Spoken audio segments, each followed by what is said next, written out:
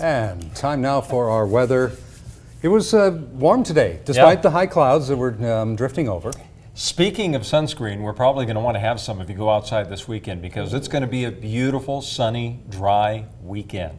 But yes, you did notice the high thin clouds around the area today, right?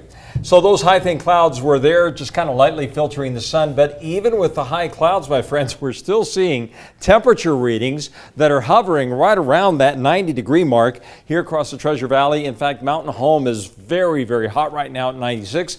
Beautiful live shot from the top of Brundage overlooking the lake in the background, and what we're seeing is some of those high clouds, but it is as dry can be. No shower activity in the forecast. But we're still watching the remnants of old Tropical Storm Bill. Look at how this thing is still a very tightly wound area of low pressure that is moving out of Oklahoma. It's moving into Arkansas, Missouri, and into Kansas, and some of those feeder bands go all the way down, amazing, all the way down to the Mexican-Texas border.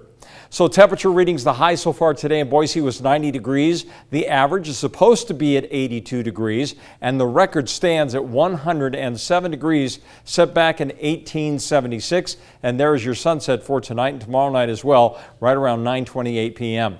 So the temperature readings outside right now, we're hovering in the 80s, so we're finally starting to cool off just a little bit. And Nampa, currently at 88 degrees, and it looks like Caldwell is at 90 degrees. McCall right now is at 81. So on the satellite imagery, we've been talking about that area of low pressure acting like a traffic jam in the atmosphere. It is still off the coastline of British Columbia. That puts us into that southwesterly flow in the atmosphere where there's a little bit of an area of high pressure.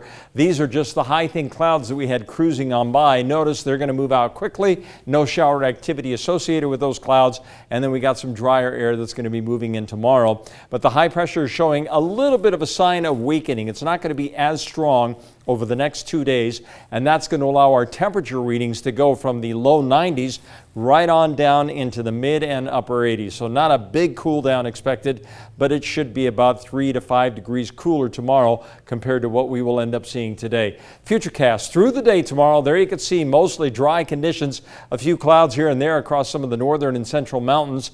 And then on Saturday, again, very dry. This is Father's Day weekend. It looks like Father's Day on Sunday is going to be an absolutely beautiful day, but the temperatures will start punching back up into the 90s. 7-day forecast, and for the Treasure Valley, we're going 87 degrees for that high tomorrow, 87 on Saturday. Sunday back up to 93. Why does it get hot again? Because the high pressure ridge is going to rebuild. It just kind of fluctuates. It goes down a little bit, then it rebuilds, and it's going to be hot on Sunday and Monday.